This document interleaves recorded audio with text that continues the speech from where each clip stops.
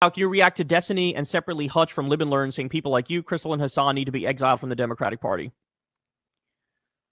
They're just wrong, right? That's like OT. Like, what do you... yeah, of course. I mean, to be fair, I don't know if they actually said that. If they did say that, that's like despicable. But I'll give them the benefit of the doubt in the sense that I haven't seen them say that, and I'm just going by a commenter who says they said that, right?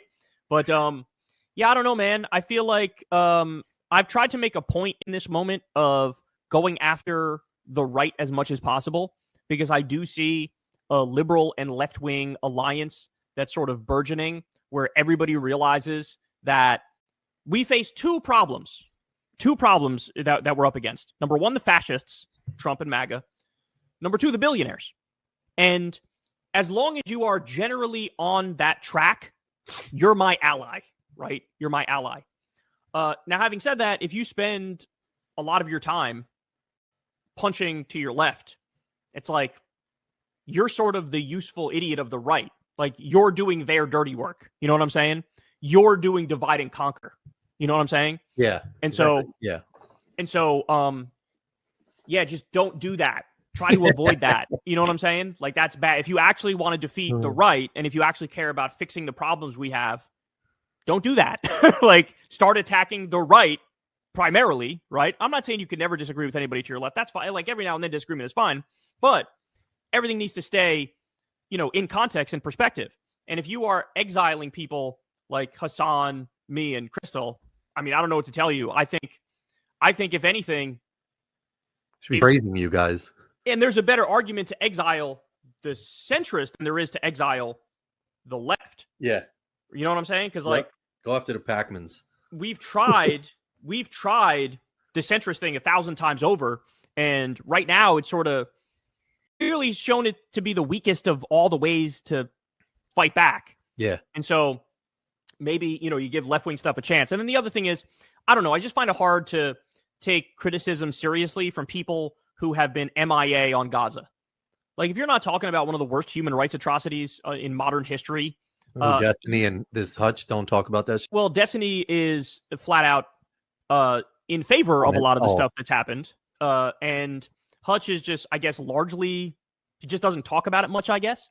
And I don't know. So any criticism from those sorts of people, I find it like comical. I can't really take it serious, because it's like, where are you on one of the biggest issues where, by the way, I've seen polls, it's like anywhere from 8% to 13% of the Democratic base is still supporting Israel with what they're doing. It's like over 77% of the Democratic base says what's happening is a joke. So how are you going to exile us from the Democratic Party when we are the ones who are representing and believe in what the Democratic base is saying they believe in? It just doesn't really add up. So yeah, I don't know if my dad's still listening. Even my dad. Kyle Kulisnski has always been a polarizing voice in American political commentary. Through his long-running show, he has cultivated a reputation as one of the most consistent progressives in the online space. But recently, his name has been dragged into a new controversy after Destiny, another highly influential online figure, suggested that Kyle, along with figures like Crystal Ball and Hassan Piker, should be excommunicated from the liberal movement and the Democratic Party at large. To understand why this clash matters, it's important to examine the dynamics between online political personalities, the broader fractures within the Democratic coalition, and why this dispute speaks to something much larger than internet drama. The suggestion that Kyle and others should be pushed out of the Democratic coalition highlights one of the oldest struggles within American politics, who gets to define the boundaries of a political movement. Destiny, whose platform has expanded rapidly over the last few years, has positioned himself as both a liberal and a critic of the online left. His argument has consistently been that certain figures adopt positions so extreme or so damaging to the cause that they no longer serve the interests of the party. Kyle Kulisnski, however, has always framed himself differently. For years, he has argued that the left cannot afford to cannibalize itself by turning its guns inward. His philosophy has emphasized unity on shared values, such as opposition to Trumpism, authoritarianism, and billionaire dominance, even if disagreements exist on tactics or tone. To Kyle, the notion of expelling people like him or Crystal is absurd because, in his view, they represent the exact positions that align with the Democratic base. This isn't a new tension. The Democratic Party has always had a difficult time holding together its coalition of moderates, liberals, and progressives. What makes the situation unique now is that the debate is not being waged within party leadership or formal institutions, but rather on live streams, YouTube shows, and social media. That's why a call for excommunication by someone like Destiny hits harder than it might appear. Online media personalities often shape more of the discourse than traditional party figures, and in some cases they influence actual voter sentiment in ways elected officials cannot. Kyle's reaction to the claim was telling. Rather than escalating into a personal feud, he leaned on his larger worldview. His first point was to note that his political focus has always been directed at the right wing, Trump, MAGA, and billionaire interests. For him, those are the existential threats to democracy and economic fairness. Anyone who shares that perspective in his eyes should be an ally, even if disagreements exist over smaller issues. The second part of his response dealt with what he sees as misplaced priorities. If commentators like Destiny or Hutch dedicate excessive energy toward criticizing the left, they unintentionally serve the interests of the right. It is, in Kyle's framing, a classic divide-and-conquer strategy. When liberals and progressives spend their time attacking one another, the true opposition, the conservative movement, is free to operate with less resistance. Kyle also pushed back on the premise of being exiled by pointing to the issue of Gaza. He argued that much of the Democratic base already agrees with him, Hassan, and Crystal on the need to confront Israel's actions and re-examine U.S. foreign policy. Polling suggests overwhelming majorities of Democrats disapprove of unconditional support for Israel, particularly in the wake of human rights violations. If anything, Kyle framed his stance as being more in line with the Democratic electorate than his critics. This point was crucial for him because it highlighted what he perceives as a disconnect between online personalities like Destiny and the actual grassroots opinions of voters.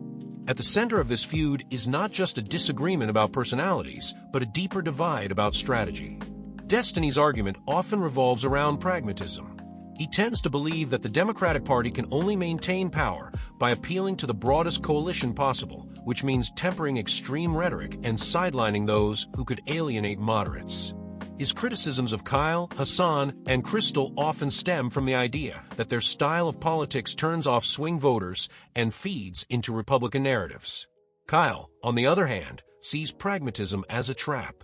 He believes that decades of centrism have hollowed out the Democratic Party, leaving it unable to inspire voters or fight effectively for working-class Americans. His approach prioritizes bold progressive policies, and he sees constant moderation as a recipe for failure. From his perspective, Destiny's brand of politics is not a safeguard against Republican dominance, but a repetition of the same failed strategies that allowed Trump to rise in the first place. These two perspectives collide because they represent fundamentally different theories of change. Destiny focuses on incrementalism and persuasion of moderates. Kyle emphasizes mobilization of the disaffected and direct confrontation with entrenched power. When these two worldviews interact, it often manifests as personal animosity, even though the underlying disagreement is philosophical. Beyond the personalities involved, this clash raises important questions about the Democratic Party's future. The Biden coalition in 2020 included moderates, liberals, and progressives, all united by the singular goal of defeating Trump. But as the years pass, those tensions have resurfaced.